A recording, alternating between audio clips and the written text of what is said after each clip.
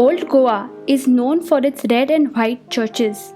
This week, we'll take the road less traveled, sliding down one of the narrow alleys leading towards the Mandvi River in Old Goa. There's a lesser known church that's totally worth your time. The St. Cajetan Church might not seem very impressive from the road, but after you park your car and head over, the beauty on the whitewashed walls comes alive.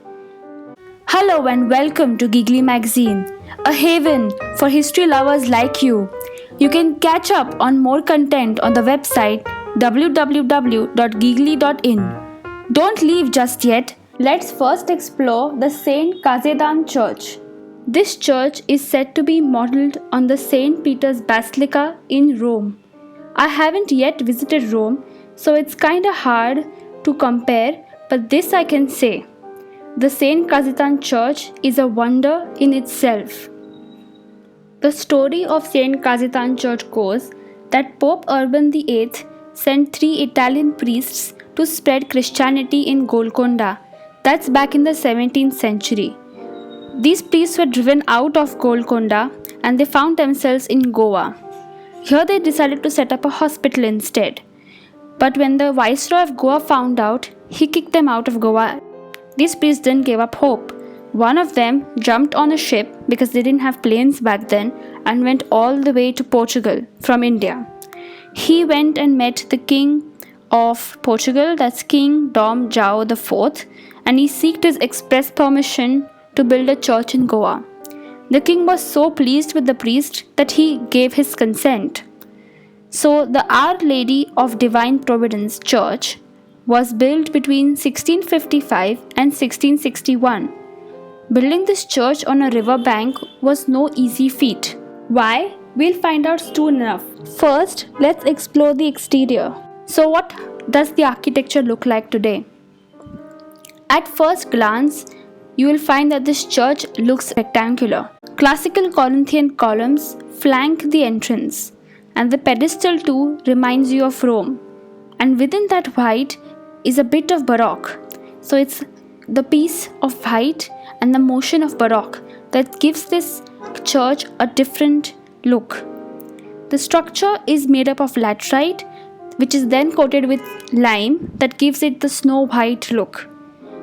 And when you step inside the St. Cajetan Church, there is not much color to see either, but the white looks magnificent, especially when you look up and see the beautiful dome.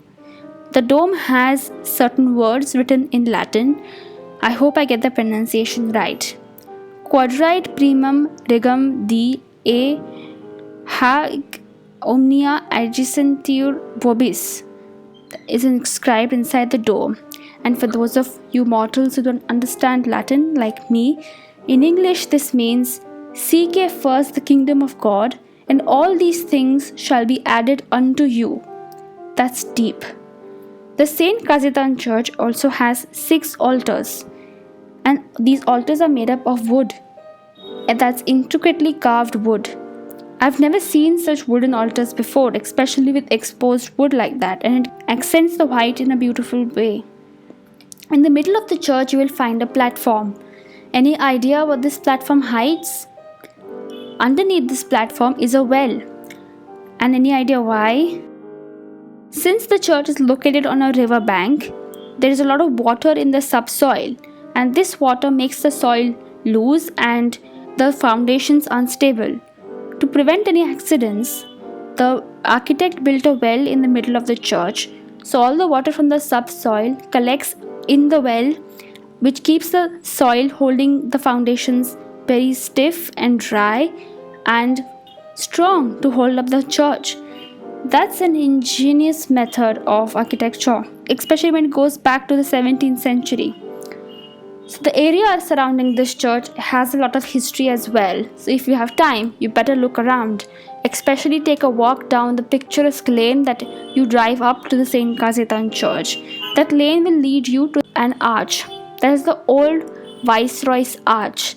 The history of this arch is a story for another day.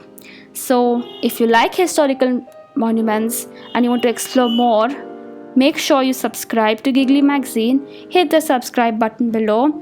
Please also like and share this video. Till then, bye bye. See you next Friday.